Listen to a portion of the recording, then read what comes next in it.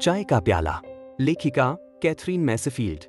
Rosemary fail सुंदर नहीं थी, लेकिन उसमें एक अलग आकर्षण था अगर उसके व्यक्तित्व को टुकड़ों में न बांटा जाए।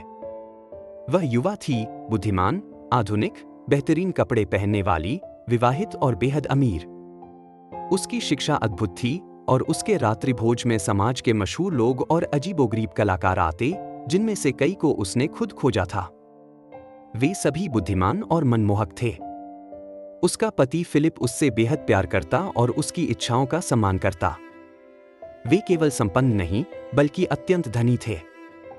जहां साधारण लोग बॉन्ड स्ट्रीट में खरीदारी करते, वहां रोज़मेरी सीधे पेरिस चली जाती। एक सर्द शाम वह कर्जन स्ट्रीट की एक पुरानी दुकान में कुछ खरीदने गई। यह दुकान उसे दो कारणों से पसंद थी। पहला, यहां से कुछ भी खरीदने पर वह उसकी निजी संपत्ति बन जाता।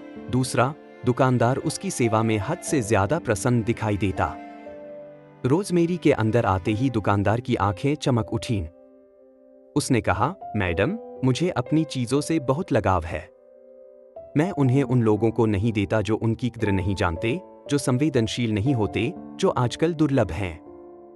उसने नीले मखमल का एक छोटा चौकोर डिब्बा निकाला और काउंटर पर रखा।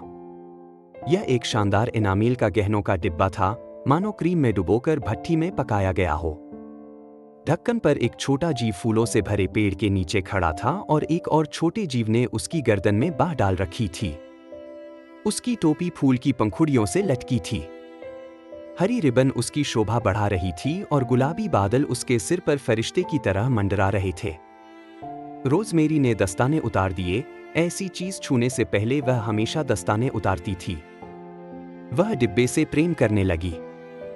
खोलते बंद करते हुए वह उसमें डूब गई। दुकानदार ने फुसफुसाकर कहा, मैडम, इस मूर्ति के कोट के फूल देखिए, कमाल के हैं। रोज़मेरी ने सराहा। लेकिन दाम? दुकानदार ने पल भर रुककर धीरे से कहा, 28 गिनी, मैडम। 28 गिनी? रोज़मेरी ने डिब्बा रखकर दस्ताने पहन लिए। यह दाम उसके लिए भी थोड़ा ज्यादा था। उसने झिझकते हुए एक गोल चायदान देखा और कहा, अच्छा, इसे मेरे लिए रख लीजिए, मैं आऊंगी। दुकानदार ने सिर झुका दिया, जैसे वह इसे हमेशा के लिए उसके लिए रख सकता हो। बाहर ठंड, बारिश और अंधेरा था। लैंप पोस्ट से उदासी रोशनी फैल रही थी, मानो पछता रही हो। लोग छाता लेकर घर लौट रहे थे। रोज़मेरी ने सीने पर हाथ रखा, काश वह डिब्बा अभी उसके पास होता। गाड़ी पास थी, लेकिन वह एक पल को ठिठकी, जैसे जीवन के असहज पलों में कोई सुरक्षित जगह से झांकता है। तभी एक दुबली पतली, काले बालों वाली लड़की उसके सामने आकर रोते हुए बोली, मैडम, क्या मैं आपसे बात कर सकती हूँ? मुझसे? रोज़मेरी ने मुड़कर देखा। लड़की उसकी उम्र की ही थी, बड़ी आंखें, थकासा चेहरा। ठंड में कांपते हुए उसने कोट का कॉलर कसकर पकड़ रखा था। मैं एक प्याले चाय के लिए कुछ पैसे चाहती हूँ, मैडम।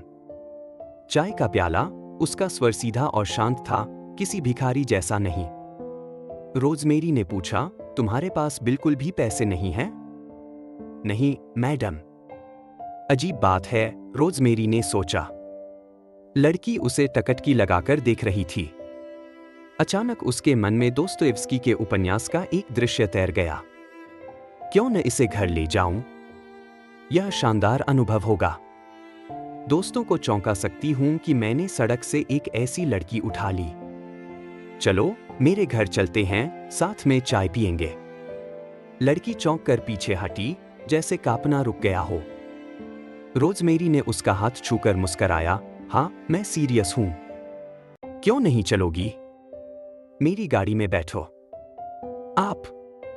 सच में, मैडम? बिल्कुल, मुझे अच्छा लगेगा। आओ।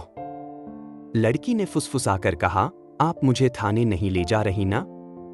थाना? रोज़मेरी हंस पड़ी। मैं इतनी निर्दयी नहीं हूं। मैं तुम्हें गर्माहट दूंगी, तुम्हारी बात सुनूंगी। भूखे लोग जल्दी प्रभावित हो जाते हैं। नौकर ने गाड़ी का दरवाजा खोला, वे अंधेरे को चीरते हुए चल पड़े। रोज़मेरी को एक तरह की विजय का एहसास हो रहा था।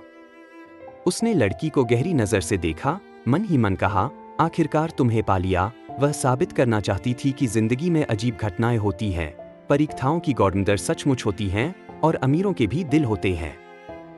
वे घर पहुंचे, रोशनी से भरे विशाल हॉल में दाखिल हुए। गर्माहट, रोशनी, खुशबू, ये सब रोजमेरी के लिए सामान्य थे, लेकिन लड़की के लिए नए। वह जैसे कोई बच्ची हो जो खिलौनों का डिब्बा खोलने जा रही हो। आओ ऊपर चलते हैं, रोजमेरी ने कहा।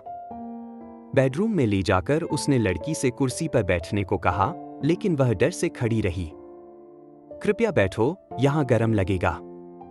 मैं नहीं बैठ सकती, मैडम। प्लीज।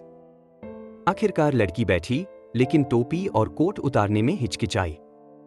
अचानक उसने कहा, माफ कीजिए, मैडम, अगर मैंने अभी कुछ न खाया तो मैं बेहोश हो जाऊंगी। हे भगवान, रोजमेरी ने घंटी दबाई। चाय। अभी। और ब्रांडी भी। नहीं, ब्रांडी नहीं, मैंने कभी नहीं पी। सिर्फ चाय। लड़की रो पड़ी। यह एक तीव्र, भावनात्मक क्षण था। रोजमेरी उसके पास बैठ गई, रुमाल दिया, गोद में भर लिया। खाने पीने के बाद लड़की शांत हुई, चेहरे पर मीठी सी थकान थी। रोजमेरी ने सिगरेट पीते हुए पूछा, आखिरी बार कब खाया था? तभी दरवाजा खटखटाया। फिलिप था। फिलिप अंदर आया, लड़की को देखकर रुक गया। रोजमेरी ने परिचय कराया, ये मेरी दोस्त हैं, मिस स्मिथ, मैडम। कुछ देर बाद फिलिप ने रोजमेरी को लाइब्रेरी में बुलाया और पूछा, ये कौन है? मामला क्या है? रोजमेरी मुस्कराई, कर्जन स्ट्रीट से लाई हूं, चाय के पैसे मांग रही थी। तुम इसके साथ क्या करोगी? इसका ख्याल रखूंगी, जैसे अपनी बहन। तुम पागल हो, फिलिप ने कहा। यह इतना आसान नहीं है। फिर धीरे से जोड़ा, यह बहुत सुंदर है। सुंदर? रोजमेरी चौंकी। फिलिप बोला, हाँ, जैसे ही अंदर आई, मैं मोहित हो गया। रोजमेरी के भीतर हल्की सी ईर्ष्या उठी। वह बेडरूम में गई, 3 पाउंड निकाले और लड़की को दे दिए। आधा घंटा बाद वह लाइब्रेरी में लौटी और बोली, मिस स्मिथ हमारे साथ रात का खाना नहीं खाएंगी। फिलिप ने पूछा, क्यों? रोजमेरी ने कहा, वह जाना चाहती थी, तो मैंने उसे पैसे देकर भेज दिया। फिर हंसते हुए फिलिप से लिपटकर मीठे स्वर में बोली, आज मैंने एक शानदार गहनों का डिब्बा देखा, 28 गिनी का। क्या मैं खरीद सकती हूं? फिलिप हंसकर बोला, जरूर, फिजूल खर्च। लेकिन रोजमेरी के मन में तब एक और सवाल था, फिलिप, क्या मैं सुंदर हूं?